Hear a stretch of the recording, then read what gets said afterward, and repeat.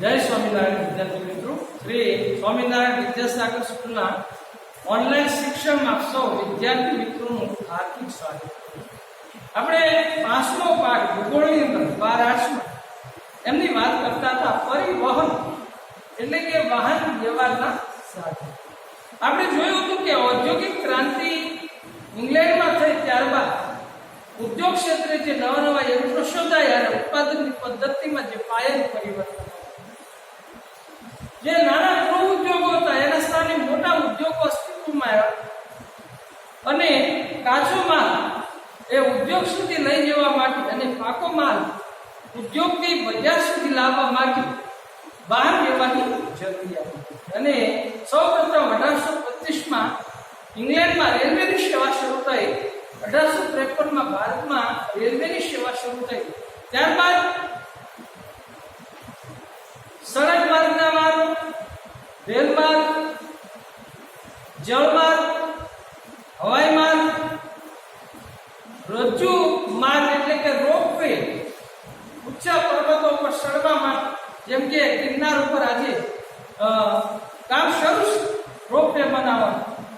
તો ચોટીલાના ડુંગરો હોય કે પછી ગબ્બરનો ડુંગર, તો રોપવેની જે શરૂઆત થાય છે પર્વત ચડવા માટે, ખાણમાંથી ખનિજો બહાર લાવવા માટે રોપવેની શરૂઆત થઈ છે.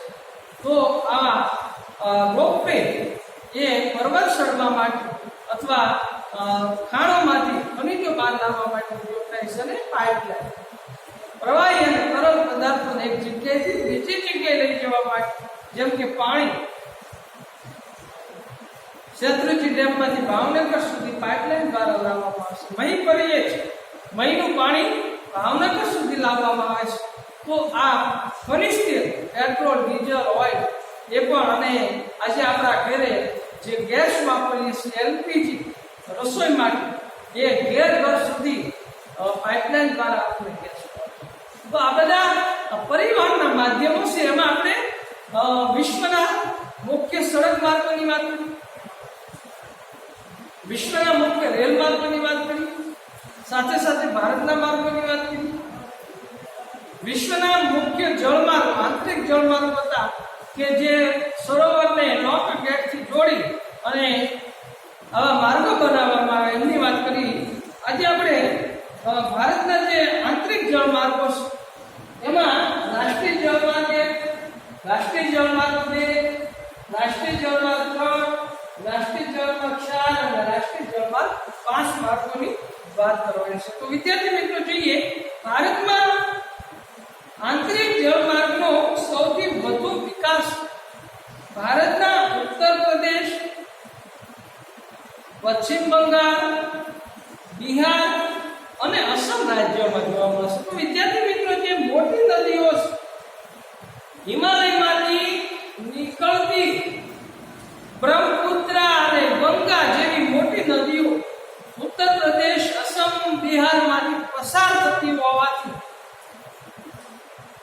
અને હિમાલયમાંથી જે નદી નીકળે છે એમાં 12 માસ ભરપૂર પાણી હોય છે.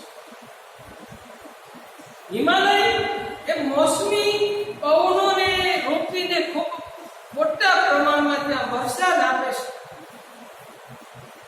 ઉનાળાની અંદર હિમાલયનો બરફ પીંગળવાથી પાણી નદીઓ માટે સમુદ્રમાં જાય છે.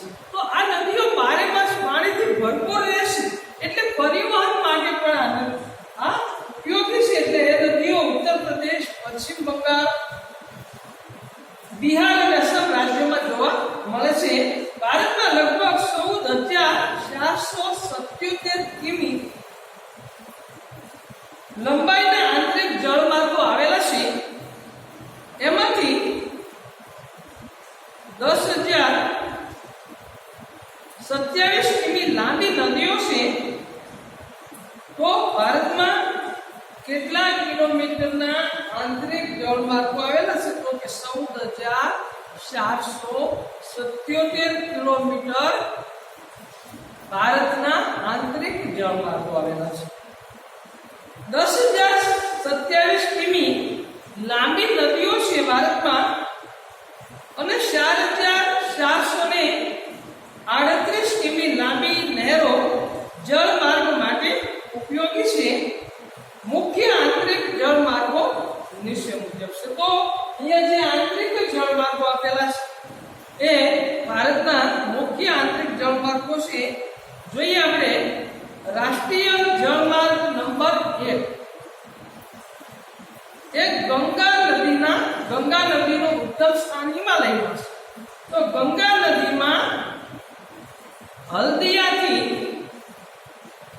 અલ્હાબાદ સુધી જળ વ્યવહાર થાય છે, જે 1620 કિમી લંબાઈ ધરાવે છે. 1620 કિલોમીટરની લંબાઈ આ ગંગાથી ગંગા નદીમાં હલ્દિયાથી અલ્હાબાદ સુધી આ જળમાર્ગ આવેલો છે, જે જળમાર્ગ 1 તરીકે ઓળખે છે. તો જળમાર્ગ 1 તો કે ગંગા નદી પર હલ્દિયાથી અલ્હાબાદ સુધીનો માર્ગ. રાષ્ટ્રીય જળમાર્ગ 2 જોઈએ ભારતનો. આ જળમાર્ગ બ્રહ્મપુત્રા નદીનો છે. બ્રહ્મપુત્રા નદી પર હિમાલયમાંથી ઉદ્ભવ સ્થાન પામે છે, જે ધોબરીથી નાદિયા સુધી ઉપયોગી છે. તે 891 કિમી લંબાઈ ધરાવે છે. તો રાષ્ટ્રીય જળમાર્ગ 2 એ બ્રહ્મપુત્રા નદી પર છે. રાષ્ટ્રીય જળમાર્ગ 1 એ ગંગા નદી પર હતો, ધોબરીથી નાદિયા સુધી તે ઉપયોગી છે ને 891 કિલોમીટરની લંબાઈ ધરાવે છે. ત્યાર પછી રાષ્ટ્રીય જળમાર્ગ 3 જોઈએ. કેરળ રાજ્યમાં આવેલી ઉદ્યોગ મંડળ નહેર 250 કિમી અને ચંપાકાર કેનાલ તેમજ કોટાપટ્ટનમ નહેર જળમાર્ગ પૂરો પાડે છે. તો કેરળ રાજ્યમાં આવેલી ઉદ્યોગ મંડળ નહેર 250 કિમી અને ચંપાકાર કેનાલ તેમજ કોટાપટ્ટનમ નહેર આ જળમાર્ગ પૂરો પાડશે. નંબર 4 રાષ્ટ્રીય જળમાર્ગ નંબર 4 જે ગોદાવરી અને કૃષ્ણા નદીનો દક્ષિણ ભારતમાં નદીઓ આવેલી છે. 1028 કિલોમીટર લાંબો જળમાર્ગ છે, જે કાકીનાડા અને પૌંડીચેરી નહેર તથા કાલુવેલી સરોવર પર બનેલ છે. રાષ્ટ્રીય જળમાર્ગ નંબર 5 જે બ્રહ્મણી નદી એટલે કે ઓડિશા તાલચર ધમારા નહેર સરબતિયા ધમારા જળમાર્ગ 585 કિમી લંબાઈ ધરાવશે. તો વિદ્યાર્થી મિત્રો, આ ભારતની અંદર આવેલા આંતરિક જળમાર્ગો છે. જળમાર્ગ 1 ગંગા નદીમાંથી હલ્દિયાથી અલ્હાબાદ સુધી. રાષ્ટ્રીય જળમાર્ગ 2 બ્રહ્મપુત્રા નદી પર છે, ધોબરીથી નાદિયા સુધી. રાષ્ટ્રીય જળમાર્ગ 3 કેરળ રાજ્યમાં આવેલી ઉદ્યોગ મંડળ નહેર એટલે કે 250 કિમી ચંપાકાર કેનાલ તેમજ કોટાપટ્ટનમ નહેરનો જળમાર્ગ પૂરો પાડે છે. રાષ્ટ્રીય જળમાર્ગ 4 ગોદાવરી અને કૃષ્ણા નદી પરનો છે, જે 1028 કિલોમીટર લંબાઈ ધરાવે છે. અને રાષ્ટ્રીય જળમાર્ગ નંબર 5 એ બ્રહ્મણી નદી ઓડિશાની અંદર તાલચર ધમારા નહેર સરબતિયા ધમારા જળમાર્ગ જે 585 કિલોમીટરની લંબાઈ ધરાવે છે. તો આ ભારતના આંતરિક જળમાર્ગો હતા, એટલે કે એક રાજ્યમાંથી બીજા રાજ્યમાં જઈ શકાય છે. ત્યાર પછી દરિયાઈ પરિવહન. ભારત દ્વીપકલ્પી દેશ. પૂર્વે બંગાળની ખાડી, પશ્ચિમે અરબ સાગર, દક્ષિણે હિન્દ મહાસાગર, ત્રણેય બાજુ પાણી આવેલું હોવાથી ભારતમાં દરિયાઈ માર્ગે આંતરરાષ્ટ્રીય વ્યાપાર અને ચીજવસ્તુઓની લેવડ દેવડ થતી હોય છે. તો જોઈએ આપણે દરિયાઈ પરિવહન.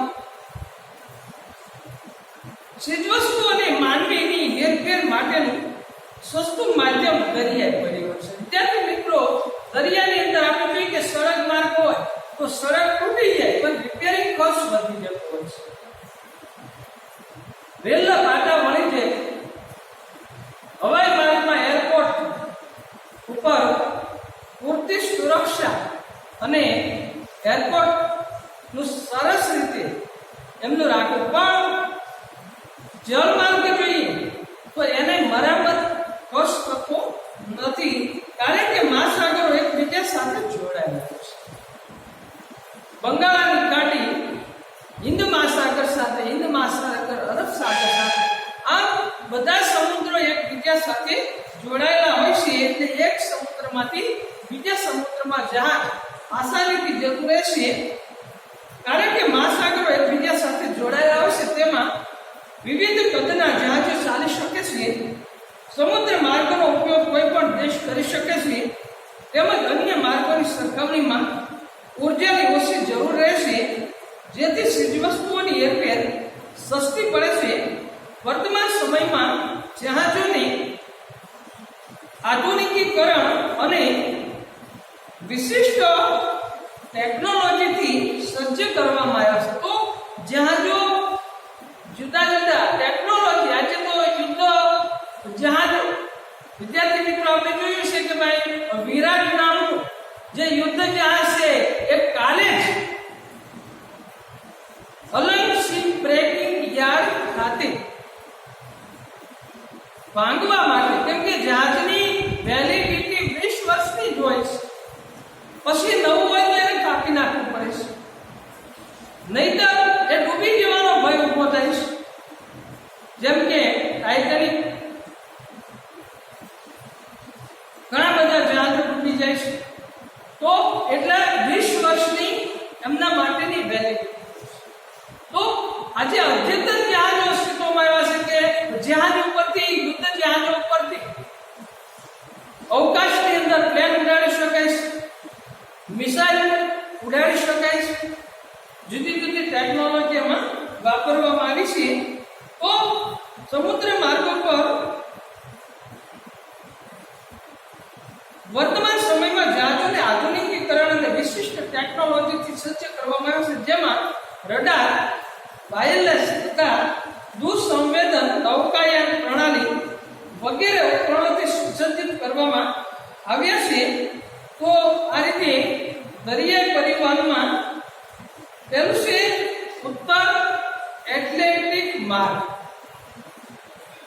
આ દરિયાઈ માર્ગ કેનેડાનો અને યુએસએ ના પશ્ચિમ યુરોપ સાથે જોડે છે, જે ખૂબ જ મહત્વનો અને વ્યસ્ત જળમાર્ગ છે. પશ્ચિમ યુરોપમાં આવેલા બંદરોમાં London, Liverpool, ગ્લાસગો, Manchester, Hampton, Rotterdam, Hamburg, Lisbon અને બીમેન મુખ્ય છે. જ્યારે ઉત્તર અમેરિકાના ખંડના પૂર્વ કિનારે Quebec, Halifax, New York, Boston, Portland, Philadelphia આ મુખ્ય માર્ગો છે. આ માર્ગ દ્વારા કપડા, રસાયણો, યંત્રો, પોલાદ, રાસાયણિક ખાતરો, યુરિયા, ડીએપી આ રાસાયણિક ખાતરો છે વગેરે કેનેડા અને યુએસએ કહેતા અમેરિકામાં નિકાસ થશે. પાછા ફરતા જહાજો ઘઉં, લાકડાનો માવો, તાંબુ અને લોખંડ તથા પોલાદ યુરોપમાં લાવે છે. તો આ રીતે જળમાર્ગ એક દેશમાંથી બીજા દેશની અંદર ચીજવસ્તુઓની આયાત નિકાસ કરે છે. ભૂમધ્ય સાગર તથા હિન્દ મહાસાગરનો માર્ગ યુરોપના ઔદ્યોગિક વિકાસ પામેલા દેશો ભૂમધ્ય સાગર, રાતા સમુદ્ર તથા પૂર્વ આફ્રિકા, દક્ષિણ એશિયા અને દક્ષિણ પૂર્વ એશિયાથી જોડાયેલા છે. તેમજ યુરોપથી એશિયા અને ઓસ્ટ્રેલિયા તરફ દરિયાઈ હેરફેર આ માર્ગ દ્વારા થાય છે. આ માર્ગમાં પોર્ટ સહિત બંદર, એડન, મુંબઈ અને ઓસ્ટ્રેલિયા તરફથી પોર્ટ સહિત બંદર, એડન બંદર, મુંબઈ, કોચી, કોલંબો, સિંગાપુર વગેરે મહત્વના બંદરો આવેલા છે. સમુદ્રો કે મહાસાગરને જોડતા માનવ નિર્મિત જળ સ્ત્રોતોને આપણે નહેર કહીએ છીએ. તો વિદ્યાર્થી મિત્રો, સુએઝ નહેર, તો જે રાતા સમુદ્ર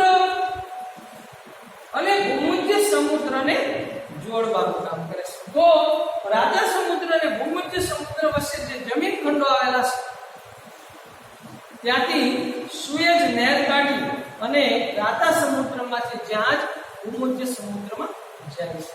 એટલે જે ફરીને જવું 7,000 જેટલું કિલોમીટરનું અંતર એમાં ઓછું થઈ જાય છે. તો આ સુએઝ નહેરની વાત આપણે પછીના પીરિયડમાં કરીશું. અહીંયા રાખીએ. જય શ્રી પણ ક્રૂ કાર્યની અંદર ભારતના જે આંતરિક જળમાર્ગો છે એ આપણે